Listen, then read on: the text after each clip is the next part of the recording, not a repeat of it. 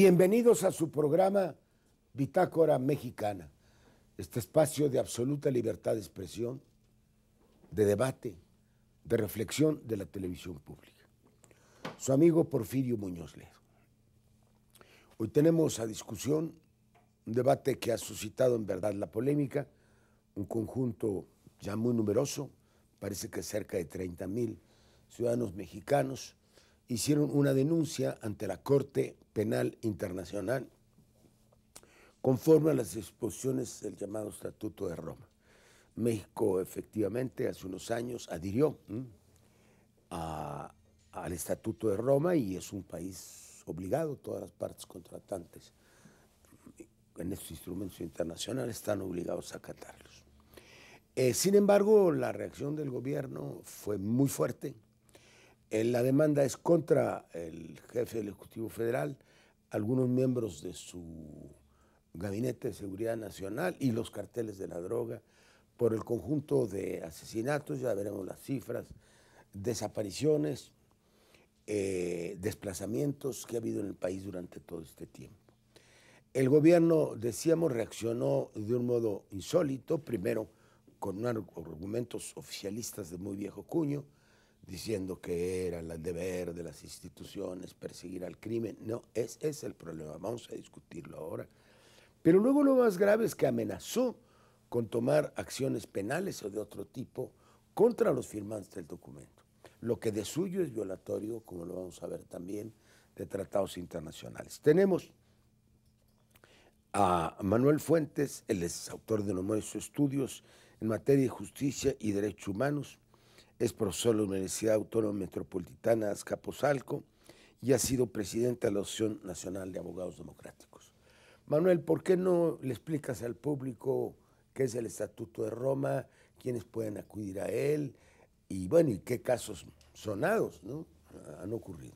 Sí, cómo no, Porfirio, pues muchas gracias por este espacio. Mira, el 17 de julio de 1998 se constituye la Corte Penal Internacional por un conjunto de naciones con el fin de poder atender temas de impunidad, de crímenes muy graves contra la humanidad que no son castigados, y en realidad es un estatuto que viene a ser un elemento complementario de las normas penales nacionales. Tiene como particularidad de que estos crímenes, por su naturaleza, son 4 tipos de crímenes los que se están planteando: los crímenes de guerra, de lesa humanidad, de agresión, de genocidio, y estos 4 tipos de crímenes son imprescriptibles, pueden ser contra cualquier persona. Como dato importante es de que no importa el fuero que puedan tener en sus países los gobernantes, y entonces esto hace que finalmente este tema de trascendencia pueda darse. El gobierno de México tuvo, el Congreso, una actitud equívoca. Yo tuve que ver en este asunto como embajador de la Unión Europea, porque reformaron el artículo 21 de la Constitución y pusieron ahí una excepción de que el Senado tiene que resolver, ¿sí?, si la persona es enviada al Tribunal Internacional.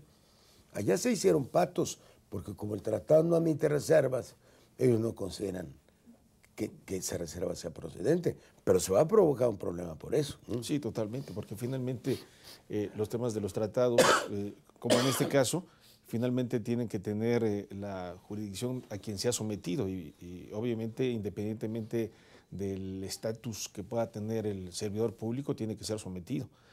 En este sentido, el 25 de noviembre pasado, en La Haya, se presentó un documento de... Ya le dieron entrada y ya se ordenó la investigación, ¿no?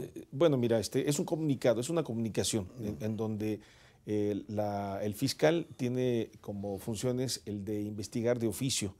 Y entonces a él se le entrega una comunicación de 700 cuartillas con una relación de 470 casos debidamente documentados, en donde se explican las razones, hechos y además una serie de pruebas. Soy de los firmantes, entre otros, de los 23,000 originales que se presentaron. Ahora se han agregado en los últimos días ya ha habido poco más de 7,000 gentes. Respuesta a las amenazas del gobierno. Quiero presentar también al maestro Gustavo Vela. Él es profesor de Derecho Constitucional y Teoría del Estado en la UNAM, Campus Zacatlán. Ha sido ponente en numerosos diplomados y seminarios de derechos humanos. es asesor parlamentario y colabora en estudios legislativos y proyectos de reforma constitucional. ¿Usted ve este asunto de manera semejante, maestro? Sí, considero que hay un despropósito en la reacción que tuvo el gobierno mexicano respecto de la demanda, ¿no? En sí misma la reacción que toma y que comunica su vocería oficial es en sí misma violatoria de derechos humanos. Yo quisiera... Desplegado en los periódicos, además. Claro, y bueno, mencionan ahí que van a explorar todas las vías jurídicas para interponerlas en contra de quien calumnia al gobierno en cualquier foro nacional e internacional, por cierto, esta conversación, este foro, se convierte en un espacio potencialmente demandable por parte del gobierno mexicano, ¿no? Yo quisiera nada más... Sí, es un despropósito. En aras de abonar en la precisión conceptual y jurídica, señalar algunos de los instrumentos internacionales que violenta esta declaración del gobierno de Calderón, ¿no? Se violentan en general los derechos humanos y en particular el derecho a la justicia o como en otras acepciones también denominan el derecho a la protección judicial entre otras variantes, ¿no? Se violenta instrumentos que consagran el derecho de los ciudadanos de los estados partes de los instrumentos internacionales a acudir a diversas instancias nacionales e internacionales para la defensa de sus derechos, como es el caso, por ejemplo, de la Declaración Universal de los Derechos Humanos en su artículo 10, la Convención Americana en el artículo 25, la Declaración Americana de los Derechos y Deberes del Hombre en su artículo 18 y algunos instrumentos más específicos, incluso poco conocidos, pero que están violentados por esta decisión del gobierno, ¿no? La Declaración sobre los Principios Fundamentales de Justicia para las Víctimas de Delito y Abusos del Poder, prácticamente todo el instrumento es violentado por esta declaración, y de igual modo también se violenta la declaración sobre el derecho y el deber de los individuos y grupos para las instituciones de protección y promoción de los derechos humanos y libertades fundamentales en su artículo 9, además de una serie de jurisprudencias que la Corte Interamericana de Derechos Humanos sobre el particular ha determinado, ¿no? Entonces, nosotros estamos delinquiendo según el gobierno, porque habla de que no pueden, dice, calumnias y difamaciones que afectan el buen nombre de México.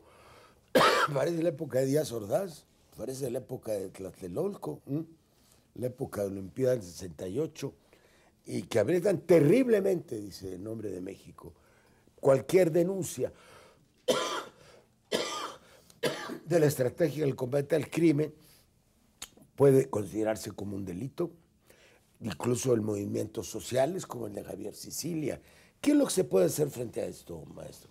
Bueno, en realidad, precisamente este documento que fue publicado por el gobierno de la República, en ese tenor lo establece, es un documento que sirve de prueba para demostrar la intolerancia gubernamental ante este tipo de circunstancias. Ese mismo documento se está entregando como una prueba, como un documento superveniente, por llamarle de alguna forma, para demostrar efectivamente esta afectación generalizada de los derechos humanos que se está viviendo en México. Aquí el tema fundamental es que para que se pueda establecer un crimen de lesa humanidad, hay una serie de características para que esta se pueda dar. Tiene que ser una situación generalizada, tiene que haber conocimiento de la persona que está llevando a cabo estas acciones, pero también establece que el jefe militar, el que tiene el control efectivo sobre los integrantes de la Armada, no solamente es el que está obligado a saber, sino dice el estatuto claramente, en su artículo 28, que el que debiera saber incluso este tipo de acciones en donde se afecta a la población. El tema más importante es que este tipo de acciones que está planteando el gobierno ahora a ciudadanos, en donde está hablando no solamente de un documento, sino en medios de comunicación y demás, y donde lanza amenazas a ciudadanos, es un tema bastante delicado, que es, diríamos, un mal ejemplo porque finalmente la sociedad dice, bueno, estos temas que se plantean ante diversas instancias son un delito, es una afectación, y no es cierto. El profesor Gustavo Vela tiene mucha razón en el sentido de que estas normas internacionales a partir del 10 de junio de este año, vienen a formar un estatus fundamental en nuestro régimen constitucional, en donde Sí, ya ahora tienen un los tema tratados totalmente distinto. de derechos humanos tienen jerarquía constitucional y se aplica además la disposición más favorable a la persona. Sí, y además la intolerancia está expresada en términos de que hay una relación lógica que se desprende de la decisión del gobierno de emprender de esa manera la lucha contra el narcotráfico, y que hay una relación directa entre su decisión y los resultados. El número de muertos, el número de desplazados, los casos documentados de tortura, etcétera. Insisto, es un desaguisado, es un exceso, es un abuso, es una expresión de intolerancia, porque esto equivaldría, por ejemplo, a que en una situación de amparo, cuando alguna autoridad señalada como responsable, sabiendo que se va a amparar un quejoso, está alegando calumnias, amenazar al quejoso con demandarlo. Desnaturalizan el sentido mismo de la justicia. Que de las garantías individuales, de la protección a los derechos humanos. Nos están llamando a un corte.